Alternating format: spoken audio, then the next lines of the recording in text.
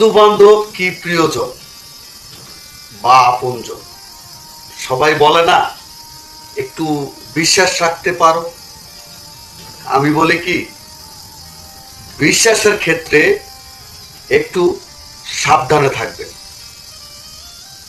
কারণ শয়তান কিন্তু একসময় ফেরেশতা ছিল। বিশ্বাস করে কেউ কখনো কারো মন অর্জন করতে পারে না। কারণ যেখানেই বিশ্বাস সেখানেই সর্বনাশ। সর্বনাশটা এমন জায়গা থেকে আসে, এখান থেকে ঢুকে এখান থেকে বাড়িয়ে যায়। এর জন্য বিশ্বাসের ক্ষেত্রে একটু সতর্ক থাকবেন। কারণ শয়তান, ইবলিস শয়তান কিন্তু একসময় ফেরেশতা ছিল।